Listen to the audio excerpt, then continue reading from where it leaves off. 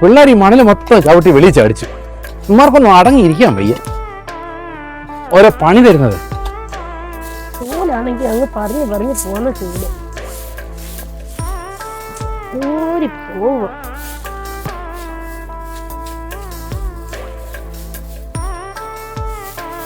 ദൈവമേ, ഈ കഷ്ടപ്പാട് എന്ന് തീരുമാനാകും? എന്തുവാടി നീ പറയുന്നേ? എന്തോ കഷ്ടപ്പാടാ? നമ്മുടെ പുതിയ വീടിന്റെ പണിയൊന്ന് തീർന്നിരുന്നെങ്കിൽ ഈ വാടക വീട്ടിൽ നിന്ന് എങ്ങനെങ്കിലും ഒന്ന് മാറായിരുന്നു. എടി, കയ്യിലുള്ളതുകൊണ്ട് മാക്സിമം ചെയ്യാവുന്നത് ചെയ്തു. ഇനി നമ്മുടെ കയ്യിൽ കിട്ടുന്നതനുസരിച്ച് നമുക്ക് ബാക്കിയൂടെ ചെയ്യാം. നിങ്ങൾക്കൊരു ലോൺ എടുത്തുകൂടെ? ഇപ്പൊ ലോൺ എടുക്കാൻ ഒരു പ്രയാസവും ഇല്ല. എന്റെ അടി ലോൺ കിട്ടാൻ ഒരു പാടുമില്ല. പക്ഷെ ലോൺ അടയ്ക്കാനേ ഇത്ര പാടാ. പിന്നെ ലോൺ എടുത്താ പിന്നെ അടയ്ക്കണ്ടായോ? വെറുതെ വല്ലൊരു ലോൺ തരുവോ?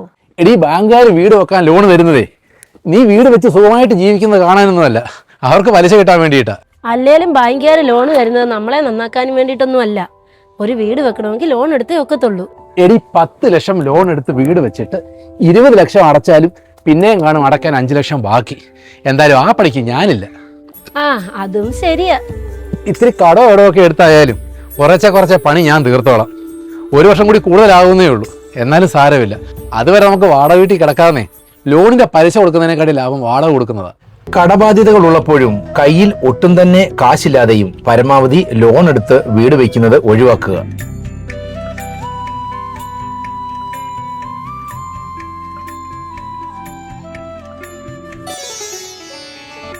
ഇതെന്താ തറയിലിരിക്കുന്നത്? പണ്ടേ ഞാനൊരു തറ ഇല്ലയോടി. വെറും തറയല്ല, കൂതറ. കിട്ടിയ ചാൻസ് കളഞ്ഞില്ല. അയ്യോ, ചേട്ടൻ പറഞ്ഞത് കൊണ്ട് ഞാനങ്ങ് പറഞ്ഞെന്നേ ഉള്ളൂ. അതൊക്കെ പോട്ടി ചേട്ടാ. ചേട്ടായേ, നമ്മൾ പുതിയ വീടൊക്കെ വെച്ചില്ലേ, ഇനി നമുക്കൊരു കാറ് വാങ്ങണ്ടേ? മഴയൊക്കെയാ വരുന്നത്. എടി, നീ ഇവിടോട്ടിരുന്നേ, ഞാൻ പറയട്ടെ. നീ ബാ. എന്റെ അടി, ലോണൊന്നും ഇല്ലാതെ ഈ വീട് പണി തീർത്തപ്പോ തന്നെ അവിടെ എവിടെയും കുറേശ്ശെ കടങ്ങൾ വന്നിട്ടുണ്ട്. അതെല്ലാം തീർത്ത് കാറിന്റെ പകുതി പൈസയെങ്കിലും നമ്മുടെ കയ്യിൽ വന്നതിന് ശേഷം മാത്രമേ നീ ഒരു കാർ വാങ്ങത്തുള്ളൂ.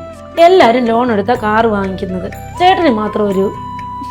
ആയിക്കോട്ടെ, എല്ലാരും അങ്ങനെ വാങ്ങിക്കോട്ടെ, കുഴപ്പമില്ല. പക്ഷെ നമുക്ക് അവിടെ ഇവിടെയൊക്കെ കുറച്ച് കടങ്ങളുണ്ട്. ആ കടങ്ങളെല്ലാം തീർന്നു കഴിയുമ്പോൾ കാറിന് എത്ര പൈസയാകുന്നു അത്രയും പൈസയുടെ പകുതി നമ്മുടെ കയ്യിലാവുമ്പോൾ നമുക്ക് ബാക്കി കാശൂടെ ലോൺ എടുത്തിട്ട് നമുക്ക് കാർ വാങ്ങാം. അല്ലാതെ ഈ കടങ്ങളെല്ലാം കൂടെ എടുത്ത് തലയിലോട്ട് വെക്കാനേ നമ്മളില്ല.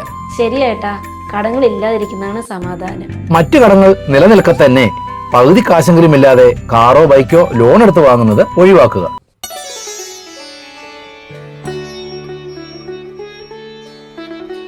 ചേട്ടാ, എനിക്ക് കുറച്ച് പൈസ വേണമായിരുന്നു. ഇനി ശമ്പളം കിട്ടിയപ്പോ പൈസ തന്നാണല്ലോ, നീ എന്തിനാ പൈസ? അതെല്ലാം വീട്ടിലൊക്കെ എടുത്തില്ലേ? മുഴുവനും തീർന്നോ? പിന്നെ ഇപ്പോഴത്തെ സാധനത്തിന്റെ വിലയ്ക്ക് അത് വല്ലതും തികയുമോ? അത് ശരിയാ. കാശ് കൈ വന്നു കഴിഞ്ഞാൽ ഏത് വഴിക്കൊക്കെയാ പോകുന്നതെന്ന് അറിയാൻ പറ്റത്തില്ല. ഇതിപ്പോ വീട്ടിലല്ല കേട്ടോ. പിന്നെ എനിക്കൊരു സെറ്റ് സാരി വാങ്ങിക്കണം. പിന്നെ വേറെ കുറച്ച് ചില്ലറ ആവശ്യങ്ങളും ഉണ്ട്. എന്റെ പൊന്നു മോളെ, ഓണത്തിനെടുത്ത സെറ്റ് സാരി ഇല്ലേ, അത് നീ ഓണത്തിന് മാത്രമല്ലേ ഉടുത്തുള്ളായിരുന്നു? അതുപോലെ അത് കഴിഞ്ഞ പ്രാവശ്യം പൊങ്കാലയ്ക്ക് പോയപ്പോഴും ഉടുത്തതായിരുന്നു. ഓക്കെ, 2 പ്രാവശ്യം കൊടുത്തതാ, അതങ്ങ് ഉപയോഗിച്ചാ പോരെ? അല്ലെങ്കിൽ കഴിഞ്ഞ വിഷുവിന് എടുത്തതും ഉണ്ടല്ലോ. അത് നേരത്തെ ഉടുത്തതല്ലേ, അതും വെച്ചിട്ട് ഒരുപാട് ഫോട്ടോസ് ഒക്കെ എടുത്തതാ. ഇനി അതും വെച്ചിട്ട് എന്റെ വരവ് നോക്കി വേണ്ടേ ചിലവാക്കാൻ?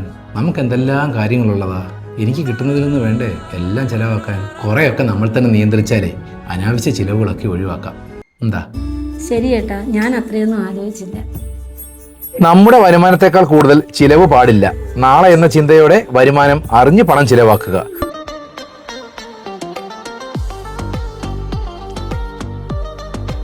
എടി, അമ്മ വിളിച്ചായിരുന്നു.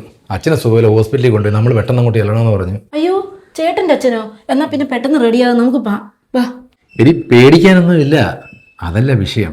അമ്മ പറഞ്ഞ് കുറച്ച് പൈസയും കൂടെ കൊണ്ടുവരണമെന്ന്. എൻ്റെ തന്നെ പൈസയൊന്നുമില്ല. അയ്യോ, ചേട്ടൻ വിഷമിക്കണ്ട, എന്റെ അക്കൗണ്ടിൽ പൈസ കിടപ്പുണ്ട്, നമുക്കതെടുക്കാം. അതിന് നിന്റെ എവിടുന്ന ഞാൻ അറിയാത്ത പൈസ? എന്റെയിലുള്ള പൈസയും പിന്നെ ചേട്ടൻ തരുന്ന പൈസയും ചെലവുകളെല്ലാം കഴിഞ്ഞ് മിച്ചം വരുന്നത് ഞാൻ കുറച്ച് ബാങ്കിൽ ഇട്ടിട്ടുണ്ട്.